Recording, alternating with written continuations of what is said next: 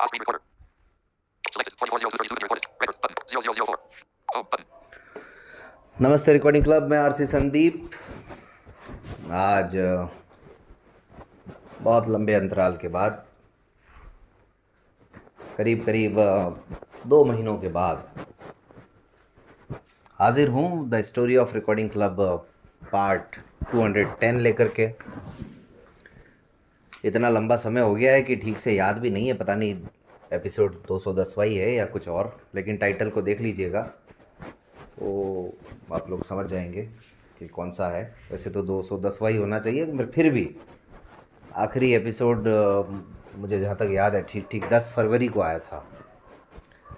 अच्छा, मुझे तो खैर याद रखना ही है आप लोग याद रखें या ना रखें। और आज बाबा साहब भीमराव अंबेडकर जयंती, कानून विद, संविधान विद, उनके आगे जितने विशेषण लगाएं उतने कम हैं। तो आज 14 अप्रैल 2023 को हाजिर हूँ।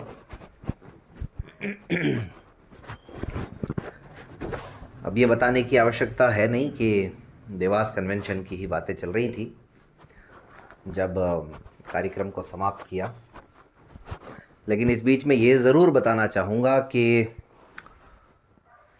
इन 2 महीनों में से 1 महीना कुछ निजी समस्याओं में बीता। जो अभी का महीना था, इसमें 15-20 दिन स्वास्थ्य ठीक नहीं रहा, गला ख़राब रहा, आवाज़ ठीक से नहीं निकल रही थी, बार बार खांसी आ रही थी। और उससे पहले का जो 1 महीना था वो कुछ सामाजिक और कुछ सरकारी जो समस्याएं हैं उनसे जूझने में लगा रहा।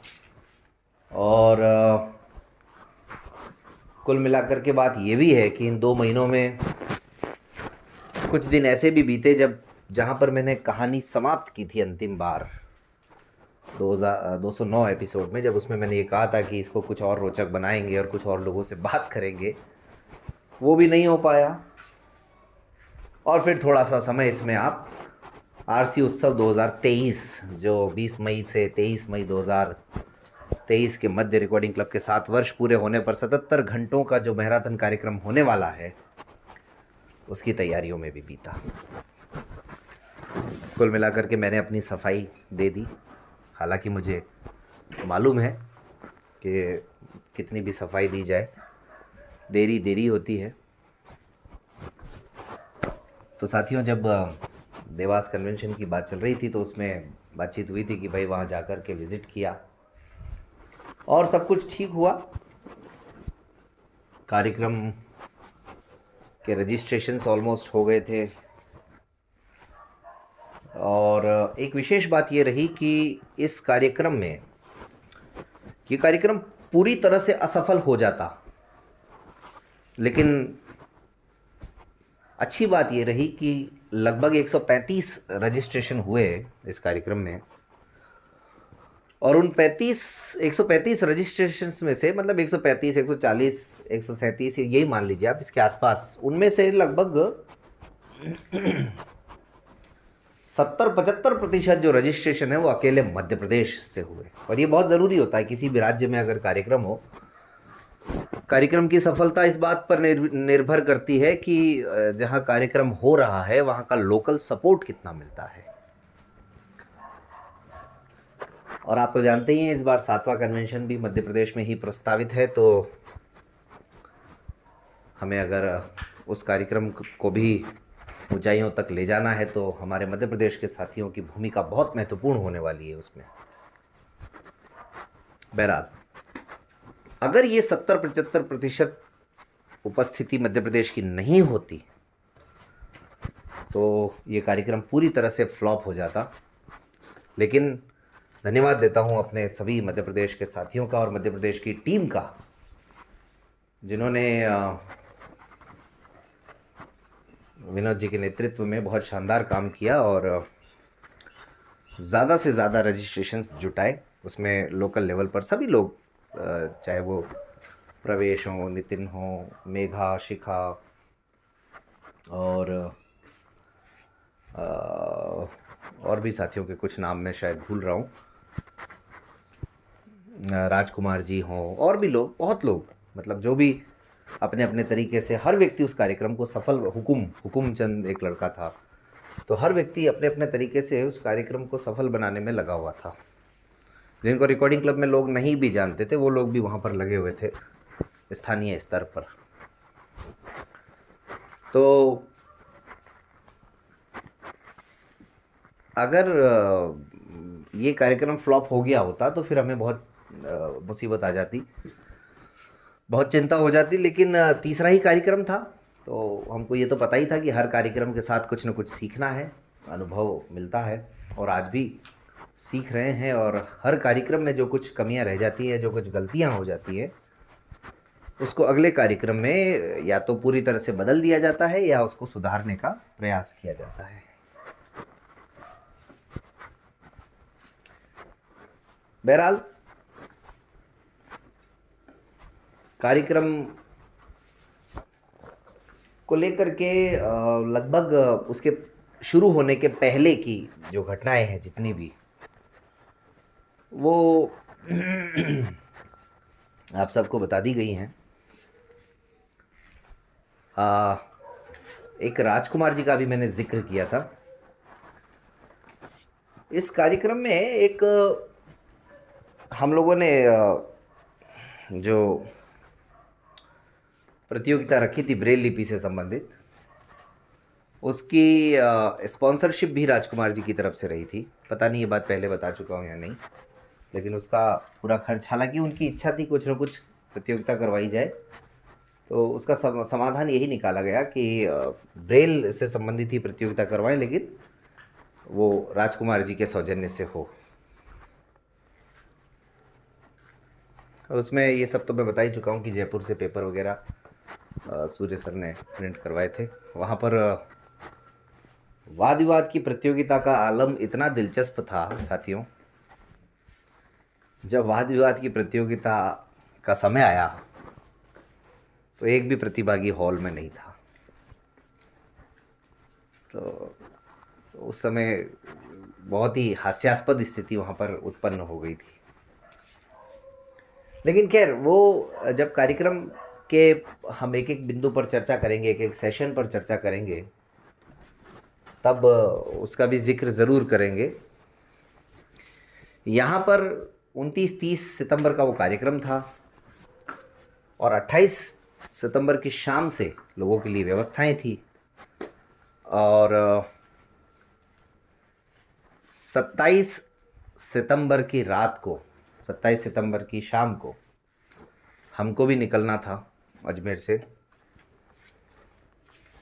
और अजमेर से निकलने वाले हम दो साथी थे, मैं और अर्पण जी। मेरी फैमिली उस कार्यक्रम में नहीं आ पाई थी क्योंकि पीयू के हाफ ईयरली एग्ज़ाम थे। ये भी शायद मैं बता चुका हूँ, पता नहीं। पहला ऐसा कार्यक्रम था जब मेरी फैमिली नहीं थी, पहला और आखिरी अभी तक का। तो लेकिन हमारे कुछ साथी, आदरणीय सूर्य सर, प्रतीक भाई, शरद त्रिपाठी, ये जयपुर से सवार हो गए थे। जिस ट्रेन में उनके साथ हमें सफ़र करना था, अजमेर से हमें उनके साथ जुड़ना था, रिज़र्वेशन पहले से हो चुका था। लेकिन आप समझिए कि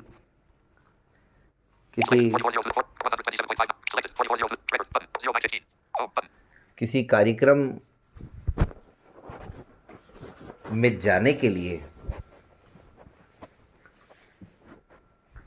कई तरह की कठिनाइयों से, कई तरह की समस्याओं से गुजरना पड़ता है। और जिस घटना का मैं जिक्र करने की कोशिश कर रहा हूँ, वो घटना तो भाई साहब इतनी ज़बरदस्त थी कि हो सकता है ना तो देवास कन्वेंशन होता, ना देवास कन्वेंशन के बाद का कोई कन्वेंशन होता, और अगर कुछ होता भी तो शायद मेरी और अर्पण जी की स्मृति में कोई कार्यक्रम आयोजित करना पड़ जाता, कन्वेंशन की जगह कंडोलेंस प्रोग्राम ऑर्गेनाइज करना पड़ता हो सकता है, क्योंकि दो अपने मन की करने वाले दृष्टिबाधित एक ऐसी दुर्घटना का शिकार हो जाते जिसके बारे में किसी ने सोचा नहीं था। इसीलिए मैं ये कह रहा हूं कि शायद वो हमारी स्मृति में कोई कार्यक्रम आयोजित करना पड़ जाता विनोद जी की टीम को, लेकिन वो पूरी कहानी क्या थी, क्यों हम लोग दुर्घटनाग्रस्त हो जाते या फिर इस दुनिया से रुखसत हो जाते, वो बड़ी दिलचस्प कहानी है। लेकिन अभी नहीं बताऊंगा, आज नहीं सुनाऊंगा, अगले अंक में सुनाऊंगा और संभवतः कल ही सुनाऊंगा। आज तो बस एक भूमिका बनानी थी और कहानियों का सिलसिला प्रारंभ करना था। अब आवाज़ भी काफ़ी हद तक ठीक है, हालांकि थोड़ा भारीपन है लेकिन फिर भी ठीक है, इतना तो चलता है।